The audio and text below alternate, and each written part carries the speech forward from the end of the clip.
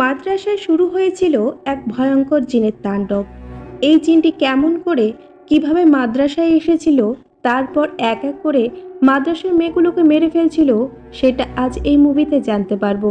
তো সম্পূর্ণ ভিডিওটি দেখার অনুরোধ রইল।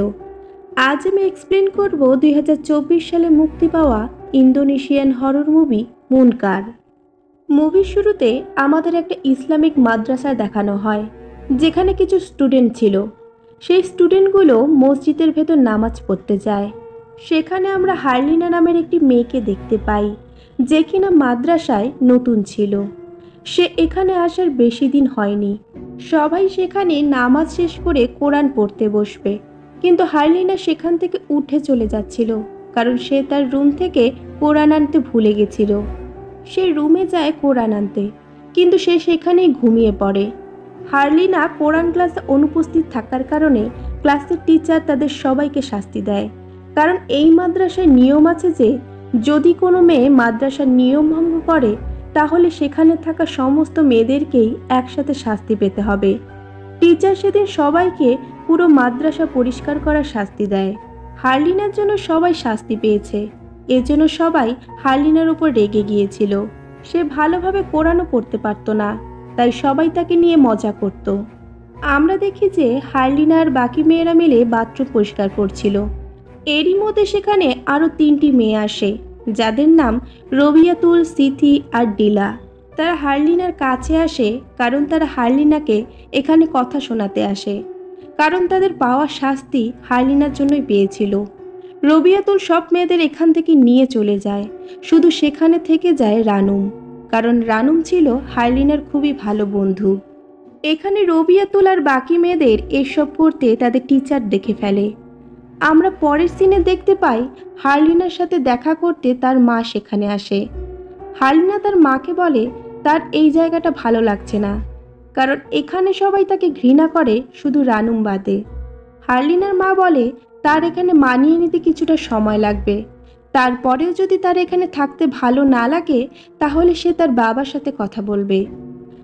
এরই মধ্যে অন্যদিকে আমরা দেখি রবিয়াতুলকে তার বাবা খুব বকছিল, কারণ সে এখানে মিসবিহেভ করেছিল। রবিয়াতুলের বাবা এই সমস্ত কথা তার টিচারের থেকে জেনে গিয়েছিল। এরপর সিন চেঞ্জ হয়, যেখানে হার্লিনার মাকে নিজের বাড়িতে দেখি, যেখানে সে তার হাজব্যান্ডকে এটা বলে যে হার্লিনার সেখানে ভালো লাগছে না, তাকে কি সেখান থেকে তারা নিয়ে আসতে পারে। এই কথাতে হার্লিনার বাবা বলে সে মাদ্রাসায় যাওয়ার তো শুধু 1 মাসই হলো, তার ধীরে ধীরে সেখানে মন বসে যাবে। এদিকে আমরা হার্লিনাকে দেখি রানুমের সাথে, আর রানুম কোরআন পড়তে মসজিদের দিকে যাচ্ছিল। হার্লিনা তার রুমে একাই থাকবে। এরপর রানুম সেখান থেকে চলে গেলে হার্লিনা তার হিজাব আয়রন করতে থাকে। তখনই রবিয়াতুল, ডিলা আর সিথি সেখানে আসে। রবিয়াতুল ভাবছিল হার্লিনা এই টিচারকে সব কথা বলেছিল, এরপর টিচার তার বাবাকে বলেছিল, কিন্তু এসব কিছুই ছিল না। টিচারই সব ঘটনাগুলো নিজেই দেখেছিল। হার্লিনা তাদের বলে যে সে কাউকে কিছু বলেনি, কিন্তু তার কথা তারা মানে না। এরপর তারা হার্লিনাকে টর্চার করতে শুরু করে। টর্চারের মধ্যেই গরম আয়রনে হার্লিনার হাতও পুড়ে যায়। সে সেখান থেকে পালাতে থাকে। রবিয়াতুল আর ডিলা পিছা করতে থাকে, আর ফাইনালি তাকে ধরে ফেলে।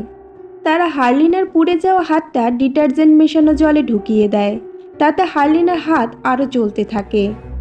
এরপর তার গায়ে ঠান্ডা জল ঢেলে দেয়, আর আবারও সে এখান থেকে পালাতে থাকে। আর তারা হার্লিনার পিছা করে, কিন্তু পালাতে পালাতে হার্লিনা রাস্তায় এসে পড়ে যায়। তখনই তার সামনে একটা কার চলে আসে, আর তার অ্যাক্সিডেন্ট হয়ে যায়। এই সমস্ত ঘটনা রবিয়াতুল, ডিলা, সিথি তারা সবাই সেখানে দাঁড়িয়ে দেখছিল। এরপর সিন শিফট হয় হসপিটালে, যেখানে হার্লিনার মা বাবা তাকে দেখতে এসেছিল। হার্লিনার বাবা তার হাতকে দেখে, যেটা কিনা পুড়ে যাওয়ার চিহ্ন ছিল। এটা দেখে সে বুঝে গেছিল যে অবশ্যই হার্লিনার সাথে খারাপ কিছু ঘটেছিল। এর জন্য সে বাইরে গিয়ে মাদ্রাসার স্টাফদের ওপর রাগারাগি করতে থাকে, কারণ তার মেয়ের ওপর টর্চার হতে থাকে, কিন্তু কেউই তার ওপর নজর দেয়নি। অন্যদিকে আমরা রবিয়াতুলকে দেখি। তার ক্লাস শেষ হওয়ার পর সে রানুমের সাথে দেখা করে, আর হার্লিনাকে দেখতে হসপিটালে যাওয়ার জন্য বলে, কারণ তার মনেও এখন গিল্টি ফিল হতে থাকে। তখনই আমরা হার্লিনাকে দেখি, তার হার্টবিট বন্ধ হয়ে যায়, মানে হার্লিনা মারা যায়। এখান থেকে সিন এক সপ্তাহ পর দেখানো হয়, যেখানে আমরা রানুম, রবিয়াতুল আর বাকি মেয়েদেরকে কাপড় শুকাতে দিতে দেখি। তখনই আশ্চর্যজনকভাবে হার্লিনা তাদের সামনে চলে আসে, যে কিনা জীবিত ছিল। এই ব্যাপারটা খুবই আশ্চর্যের ছিল, কারণ শেষবার যখন আমরা হার্লিনাকে দেখেছিলাম তখন সে মারা গিয়েছিল, তার হার্টবিটও ছিল না। হতে পারে সে বেঁচে গিয়েছিল। হার্লিনাকে দেখে রানুম তো তাকে জড়িয়ে ধরে। অন্যদিকে সব টিচারদের দেখি, যারা কিনা হার্লিনার ব্যাপারে কথা বলছিল, যে সে ফিরে এসেছে। তাকে তাদের জিজ্ঞেস করা উচিত যে আসলে সেদিন তার সাথে কি হয়েছিল। এখানে থাকা একজন টিচার বলে যে হয়তো তার ক্লাসের কোনো স্টুডেন্ট তাকে টর্চার করেছিল, যেটা তার কাছ থেকে শোনা উচিত। কিন্তু সেখানে প্রিন্সিপাল উম্মি আয়ু এসব করতে মানা করে দেয়, কারণ এতে স্কুলের রেপুটেশন খারাপ হয়ে যাবে। এরপর মাদ্রাসার সব স্টুডেন্ট একসাথে অ্যাসেম্বলির জন্য বসেছিল। সেখানে হার্লিনাও বসেছিল, যে কিনা প্রিন্সিপাল আয়ুকে এক দৃষ্টিতে দেখছিল। এটা দেখে আয়ু তার নজর সরিয়ে নেয়। এরপর হার্লিনা তার একদম কাছে এসে সালাম করে, আর সেই সময় হঠাৎ সে সেখান থেকে গায়েবও হয়ে যায়। সেখানে আয়ুকে ভয় পেতে দেখে অন্য টিচার ইন্দ্রি তার কাছে আসে। এরপর সিন চেঞ্জ হয়, যেখানে আমরা রবিয়াতুল, সিথি ও ডিলাকে দেখি, যারা কিনা আলাদা বসেছিল। তাদের সামনে হার্লিনাও বসেছিল, যে কিনা তাদের দিকে এক দৃষ্টিতে তাকিয়েছিল। এখানে আমরা একটা ব্যাপার লক্ষ্য করি যে হার্লিনার যখন থেকে অ্যাক্সিডেন্ট হয়েছিল তখন থেকেই তার ব্যবহার অনেক বদলে গিয়েছিল আর ক্রিপি হয়ে গিয়েছিল। তখনই সেখানে রানুম এসে হার্লিনার কাছে বসে। এখানে রানুম হার্লিনাকে জিজ্ঞেস করে যে সেদিন রাতে তার সাথে কি ঘটেছিল, কিন্তু হার্লিনা তাকে কিছুই বলে না। এখন রাতে সিথি আর রবিয়াতুল বাথরুমে যায়, যেখানে গিয়ে তারা আলাদা হয়ে যায়, কারণ তারা দুজন হার্লিনার জন্য ভয় পেয়ে আছে। যাই হোক, এখন রবিয়াতুল কিছু শব্দ শুনতে পায়, আর সিথি একটা অন্য রুমে চলে গিয়েছিল, যেখানে রবিয়াতুল তার কাছে গিয়ে দেখে কিন্তু সিথি পজেসড হয়ে গিয়েছিল। সিথি রবিয়াতুলের ওপর হামলা করে দেয়, আর রবিয়াতুল সেখান থেকে কোনো রকমে পালিয়ে যায়। সে দৌড়ে মাদ্রাসার টিচার ওস্তাদ গনির দরজার সামনে গিয়ে তাকে ডাকতে থাকে। ততক্ষণে সিথি সেখানে এসে রবিয়াতুলের ওপর হামলা করে দেয়, আর সে বলে তারা যে পাপ করেছে সেটার জন্য তাদের তেমনই শাস্তি পেতে হবে। তখনই গনি বাইরে আসে, আর সে সিথিকে পজেসড অবস্থায় দেখে। এরপর সে সিথির ওপর ইসলামিক প্রেয়ার্স করতে লাগে, আর গনি তাকে জিজ্ঞেস করে সে আসলে কে, যার উত্তরে সিথির ভেতরে থাকা জিন বলে সে এক ভয়ানক জিন। এটা বলার পর গনি মুখে জল নিয়ে সিথির ওপর ফেলে দেয়, যেটাতে সিথির ভেতরে থাকা জিন সেই সময়ের জন্য তার শরীর ছেড়ে চলে যায়। রাতে রবিয়াতুল অনেক ভয় পেয়েছিল, কারণ সে সিথির জায়গায় হার্লিনাকে দেখেছিল, আর এই কথাটা সে ডিল্লাকেও বলে। ডিল্লা তখন বলে গনি সিথির শরীর থেকে সেই জিনকে বের করে দিয়েছে, এজন্য সে যেন আর ভয় না পায়। পরদিন সকালে সিথি রানুম আর ডিলার সাথে ছিল। তখন সেখানে তাদের টিচার ইন্দ্রি চলে আসে, যে কিনা সিথির শরীর ঠিক আছে কিনা সেটা জিজ্ঞেস করে। সাথে সে রবিয়াতুলের ব্যাপারেও জিজ্ঞেস করে, যেটাতে সিথি বলে সে তার রুমে আছে। এরপর তারা চারজন মিলে রবিয়াতুলের কাছে যায়, কিন্তু রবিয়াতুল সিথির জায়গায় হার্লিনাকেই দেখতে পাচ্ছিল, যেটাতে সে অনেক বেশি ভয় পেয়ে যায়। তখনই ইন্দ্রি তার কাছে গিয়ে তাকে সামলে নেয়। এখন সিন রাতে আসে, যেখানে রানুম কোরআন পড়ছিল। তখনই তার কাছে হার্লিনা চলে আসে, যে তার কাছে বসে তার কথাকেই রিপিট করতে থাকে, কিন্তু হার্লিনার আওয়াজ অদ্ভুত শোনাচ্ছিল, যেটা শুনে রানুম অনেক ভয় পেয়ে যায়। যাই হোক, রাতে আমরা হার্লিনাকে দেখি, যে কিনা শুয়ে পড়েছিল। এরপর রানুম আর বাকি লোক প্রেয়ার করার জন্য মসজিদে যায়। সিথি রানুমের কাছে গিয়ে হার্লিনার ব্যাপারে জিজ্ঞেস করে, যার উত্তরে সে বলে হার্লিনা তার রুমে ঘুমিয়ে আছে, কিন্তু হার্লিনা তো সেখানেই প্রেয়ার করার জন্য বসেছিল। আর এটা দেখে তারা আশ্চর্য হয়ে যায়। পরদিন সকালে সিথি রানুমের কাছে বসে তাকে বলে সিথির মনে হচ্ছে হার্লিনের মধ্যে কিছু তো গড়বড় আছে, কারণ তার ব্যবহার বদলে গেছে আর সে সব সময় অদ্ভুতভাবে হাসতে থাকে। তখনই সেখানে হার্লিনা আসে আর দুজনকেই সালাম জানায়। এরপর হার্লিনাকে আমরা দেখি, যে কিনা তার মাথাকে অদ্ভুতভাবে নাড়াচ্ছিল, আর রানুম তাকে এটা করতে দেখে ফেলে। সে হারলিনাকে জিজ্ঞেস করে যে সে এটা কি করছে। হারলিনা তাকে উল্টো বলে যে সে কেন সেখানে দাঁড়িয়ে তাকে দেখছিল। যাই হোক, রাতে রবিয়াতুল রানুমকে নিয়ে নামাজ পড়তে যায়, কারণ রবিয়াতুল একা যেতে ভয় পাচ্ছিল। এজন্য সে রানুমকে সাথে নিয়ে আসে কোম্পানি দেওয়ার জন্য। এরপর রবিয়াতুল নামাজ পড়তে শুরু করে, কিন্তু এদিকে রানুম হারলিনাকে দেখতে পায়। তাকে দেখে রানুম তার পিছা করতে থাকে। এদিকে রবিয়াতুল যেখানে নামাজ পড়ছিল সেখানে লাইটগুলো সব হঠাৎই বন্ধ হয়ে যায়, কিন্তু রবিয়াতুল তবুও তার নামাজ পড়া থামায় না। রানুম হারলিনার পিছা করতে করতে অনেক দূর চলে আসে। এখন রবিয়াতুল অনেক ভয় পেতে থাকে, কারণ সে একা হয়ে গিয়েছিল। তখনই তার কাছে একটা ভয়ানক জিন এসে তার উপর হামলা করে দেয়, যার আওয়াজ রানুমও শুনতে পায়। এজন্য সে দৌড়ে রবিয়াতুলের কাছে যায়, যেখানে সে রবিয়াতুলের লাশ দেখতে পায়, যেটা খুবই অদ্ভুত আর খারাপ অবস্থায় ছিল। রবিয়াতুলের শরীর পুরোপুরি কালো হয়ে গিয়েছিল। এরপর রবিয়াতুলকে স্নান করিয়ে তাকে সাদা কাপড়ে পেঁচিয়ে সবাই তার জন্য দোয়া পড়তে থাকে। কিন্তু আশ্চর্য ব্যাপার হলো, হারলিনা সেখানে অদ্ভুতভাবে হাসছিল। এরপর আমরা রানুমকে দেখি, যার কাছে হারলিনা আসে। রানুম তাকে জিজ্ঞেস করে কাল রাতে সে কোথায় ছিল, যেটাতে সে বলে সে তো তার রুমেই ছিল। এরপর সে রানুমকে জড়িয়ে ধরে। হারলিনা চলে যাওয়ার পর রানুমের কাছে সিথি এসে তাকে জিজ্ঞেস করে সে কি তাদের রুমমেট হতে চায়, যেটাতে রানুম হ্যাঁ বলে। আসলে সিথি তার বন্ধুর মৃত্যুতে খুবই ভেঙে পড়ে। এরপর আমরা সমস্ত টিচারদের দেখি। এখানে গনি আয়ুকে বলে যে তাদের এই ব্যাপারটা রবিয়াতুলের পরিবারকে জানানো দরকার, কারণ রবিয়াতুলের মৃত্যু কোনো স্বাভাবিক মৃত্যু ছিল না। কিন্তু আয়ু একই কথা বলে যে এটাতে তাদের স্কুলের রেপুটেশনে প্রভাব পড়বে। এটা নিয়ে আয়ু আর গনির মধ্যে ঝামেলা শুরু হয়ে যায়। এদিকে সিথি আর রানুম ডিলার কাছে আসে। ডিলা অনেক কান্না করছিল, কারণ রবিয়াতুল ডিলার খুব ভালো বন্ধু ছিল। এরপর রানুম তাকে জড়িয়ে ধরে শান্ত করে। রাতে রানুম সিথি আর ডিলার রুমে শুয়ে পড়ে।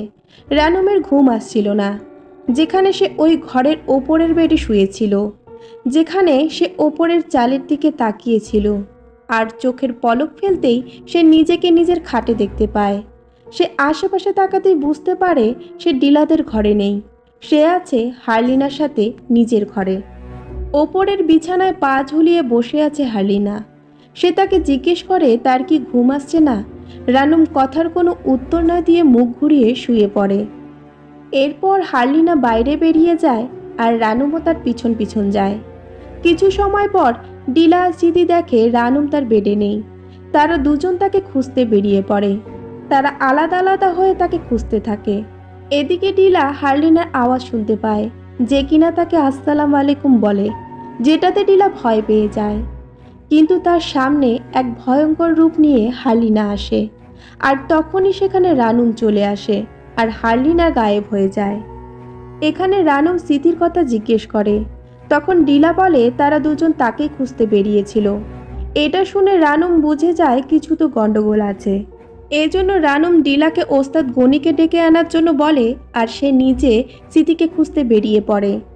তখনই আমরা সিথিকে দেখি, যে কিনা হারলিনার আওয়াজ শুনতে পায়, আর হারলিনা তার ভয়ঙ্কর রূপ নিয়ে তার সামনে চলে আসে, যাকে দেখে সিথি পালাতে থাকে আর সেই জায়গায় পৌঁছে যায় যেখানে সবাই প্রেয়ার্স করত। সিথি দেখে যে সেখানে অনেক মেয়ে প্রেয়ার্স করছিল, এজন্য সে স্বস্তির নিঃশ্বাস ফেলে। কিন্তু যেগুলো সে দেখছিল সেগুলো সত্যি ছিল না, বরং এসব কিছু হারলিনা দেখাচ্ছিল। মানে হারলিনার কাছে অ্যাক্সিডেন্টের পর অনেক সুপারন্যাচারাল শক্তি চলে এসেছিল। তখনই একটা হিজাবের কাপড় সিথির উপর পড়ে। ঠিক তখনই সেখানে রানুম চলে আসে, আর সেখানে থাকা মেয়েগুলো গায়েব হয়ে যায়। সিথি ডিলার কথা জিজ্ঞেস করে। রানুম তাকে বলে যে সে ওস্তাদ গনিকে ডাকতে গেছে। তখনই আমরা ডিলাকে দেখি, যে কিনা গনির দরজায় নক তো করছিল। ঠিক তখনই দরজাটা নিজে থেকেই খুলে যায়। সে ভেতরে যায় আর সে দেখে গনি সেখানে শুয়ে আছে। ডিলা তাকে ডাকতে থাকে, আর তখনই তার পিছনে হারলিনা চলে আসে। সে পিছনে ফিরতেই সেখানে কেউই ছিল না, আর সামনে গনিও সেখানে ছিল না। এখন ডিলা ভয় পেয়ে সেখান থেকে পালাতে যায়। তখনই দরজাটা নিজে থেকেই বন্ধ হয়ে যায়। সে দরজা ধাক্কাতে থাকে, যার আওয়াজ ইন্দ্রিয় শুনতে পায়। তখন ইন্দ্রি আয়ুকে ডেকে তোলে আর তারা দুজন ডিলাকে খুঁজতে বেরোয়, কিন্তু তারা তাকে কোথাও খুঁজে পায় না। এরপর অনেক খোঁজার পর তারা ডিলার লাশ খুঁজে পায় মসজিদে, যেখানে প্রথমে তারা রবিয়াতুলের লাশ পেয়েছিল। সেও একই অবস্থায় পড়েছিল। এই সমস্ত ঘটনার পর সমস্ত স্টুডেন্টদের মসজিদের ভেতরে ডেকে আনা হয়, যাতে আজ রাতে সবাই একসাথে থাকতে পারে। এদিকে সিথি আর রানম গনিকে বলে এসব কাজ হার্লিনাই করেছে, কারণ তারা তাকে এখানে দেখেছিল। এটা শুনে গনি আর জাফর হার্লিনাকে খুঁজতে থাকে, কিন্তু তারা তাকে খুঁজে পায় না। তারা হার্লিনার মাকে ফোন করে তাকে জানানো হয় যে হার্লিনার সাথে কি হচ্ছিল, মানে হার্লিনা এখানে কি করছিল আর বাকি স্টুডেন্টদের সাথে কি হচ্ছিল। পরদিন আমরা মেয়েদেরকে মসজিদের ভেতরেই ঘুমিয়ে থাকতে দেখি। তখনই রানুমের কাছে হার্লিনা আসে, যে কিনা তার পাশে তো ছিল, কিন্তু হঠাৎই সে গায়েব হয়ে যায়। সেখানে সিথি ছিল। সিথি রানুমকে বাথরুমে যাওয়ার জন্য বলে, সে একা যেতে ভয় পাচ্ছিল। এরপর সিথি বাথরুমে যায় আর রানুম তার ওয়েট করতে থাকে। তখনই সিথি কিছু অদ্ভুত শব্দ শুনতে পায়, আর কিছু সময় পর সিথি বাথরুম থেকে বেরিয়ে রানুমকে না বলে কোথাও যেতে থাকে। এখন রানুম তার পিছা করে, আর সিথিকে সে বাইরে একটা গাছের সামনে দেখে, কিন্তু সামনে যে ছিল সেটা সিথি ছিল না, কারণ সিথি তো রানুমের পিছনে ছিল। এর মানে রানুমের সামনে যে আছে সেটা আর কেউ না, হার্লিনাই ছিল। তাকে দেখে রানুম আর সিথি দৌড়াতে থাকে, কিন্তু তারা ঘুরে ফিরে ঠিক একই জায়গাতে ফিরে আসছিল। এরপর হার্লিনা সিথির পা ধরে টানতে থাকে। তখনই সেখানে গনি চলে আসে আর তাকে আটকায়। এখন গনি হার্লিনাকে জিজ্ঞেস করে সে কে, যার জবাবে হার্লিনা বলে সে হার্লিনা নয়, সে একটা জিন। সেই জিন বলে তাকে কেউ ডেকেছে যাতে সে পাপীদের শাস্তি দিতে পারে, যারা কিনা এখানেই রয়েছে। এখন গনি তার ওপরে প্রেয়ার্স পড়তে লাগে, কিন্তু তার ওপরে এর কোনো প্রভাব পড়ছিল না। এরই মধ্যে সেখানে হার্লিনার মা বাবা চলে আসে। তারা হার্লিনাকে এ অবস্থায় দেখে আউট অফ কন্ট্রোল হয়ে যায়। তখনই আমরা আশ্চর্যজনক ফ্ল্যাশব্যাক দেখতে পাই। তো বন্ধুরা, এখানেই খুলবে এই মুভির আসল রহস্য। আমরা দেখি যে যেই কারের সাথে হার্লিনার অ্যাক্সিডেন্ট হয়েছিল সেই কারটা আর কারো না, সেটা হার্লিনার মায়েরই ছিল। আর এই জন্যই এই ব্যাপারে না জানা তার মা নিজের মেয়েকেই তার গাড়ি দিয়ে ধাক্কা দিয়েছিল। আসলে এমনটা এজন্যই হয়েছিল যে যখন তার মা তাকে ধাক্কা দিয়েছিল তখন তার মায়ের গাড়ি গিয়ে লাগে কিছু কাঠের সাথে, তাই সে ভেবেছিল হয়তো ওই কাঠের সাথেই অ্যাক্সিডেন্ট করেছে। কিন্তু পেছনে যে তার মেয়ে আঘাত পেয়ে মাটিতে লুটিয়ে পড়েছে তা সে লক্ষ্যই করে না। যাই হোক, সিন বর্তমানে আসে, যেখানে তার মা তাকে আটকাতে তার কাছে যায়, আর এখানে সে তার নিজের মাকেই মেরে ফেলে, কারণ হার্লিনার মৃত্যু তো তার মায়ের গাড়ির ধাক্কাতেই হয়েছিল। তখনই আমরা আর একটা সত্য জানতে পারি, যেটা হলো হার্লিনার মৃত্যু হসপিটালেই হয়ে গিয়েছিল, কিন্তু এই কথা হার্লিনার বাবা তার মাকে জানায় না। তার মৃত্যুর শোকে হার্লিনার বাবা একটা কালো জাদু করা তান্ত্রিকের কাছে যায়, আর তার বাবা তান্ত্রিককে তার মেয়েকে ফিরিয়ে দিতে বলে। তান্ত্রিক তাকে সাবধান করে যে একবার যদি তারা এ পথে এগোয় তাহলে কিন্তু এ পথ থেকে ফিরে আসা যাবে না। এমনও হতে পারে হার্লিনা খুবই ভয়ঙ্কর হয়ে উঠতে পারে ও প্রতিশোধ নিচ্ছে। হার্লিনার বাবা তো নিজের মেয়ের বদলে কোনো কিছু মেনে নিতে রাজি ছিল, তাই সে কোনো কিছু না ভেবে কবিরাজের দেওয়া একটা বড় পেরেক হার্লিনার মাথায় গেঁথে দেয়, যার মাধ্যমে হার্লিনার ভেতরে প্রবেশ করে এক ভয়ঙ্কর জিন। এরপর হার্লিনা ফিরে তো এসেছিল, কিন্তু এবার সে আলাদা ছিল। তার মধ্যে অনেক শক্তি ছিল আর খুবই ভয়ঙ্কর ছিল। এজন্য সে প্রথমে রবিয়াতুলকে মেরে ফেলে, এরপর ডিলাকে, এরপর তার মাকে। এরপর হার্লিনাকে দেখানো হয়, যেখানে তার সামনে বড় হুজুর চলে আসে আর তার ওপর প্রেয়ার পড়তে লাগে, আর এবার সে তার কাবুতে চলে আসে। এরপর হার্লিনার বাবা তার মেয়ের কষ্ট সহ্য করতে না পেরে তার মাথার থেকে সেই খিল বের করে দেয়, আর তার মধ্যে থাকা জিন হার্লিনার শরীরকে ছেড়ে দিয়ে চলে যায়। হার্লিনার বাবা অনেক কষ্ট পায়, সে তার মেয়েকে আর স্ত্রীকে হারিয়ে ফেলে। এরপর আমরা কয়েকদিন পরের সিন দেখি, যেখানে হার্লিনার বাবা তার স্ত্রী আর মেয়ের কবরের কাছে আসে। সেখানে রানুমও ছিল। কারণ সে হার্লিনার খুবই ভালো বন্ধু ছিল। তারা দুজনেই খুবই কষ্ট পায় আর মুভিটা এখানেই শেষ হয়। এখানে মুনকার হলো একটা এঞ্জেল। তো হার্লিনার ভেতরে যে জিন ছিল সে পাপীদের মেরে ফেলছিল। হার্লিনার সাথে যারা খারাপ করেছিল তারা যাতে শাস্তি পায়। তো এই ছিল মুনকার মুভির এক্সপ্লেনেশন। তো বন্ধুরা, মুভিটা আপনাদের কেমন লাগলো অবশ্যই কিন্তু কমেন্ট করে জানাবেন। আর আমার চ্যানেলে নতুন বন্ধু হয়ে থাকলে অবশ্যই চ্যানেলটিকে সাবস্ক্রাইব করে রাখবেন। দেখা হচ্ছে নেক্সট মুভি নিয়ে। সবাই ভালো থাকবেন।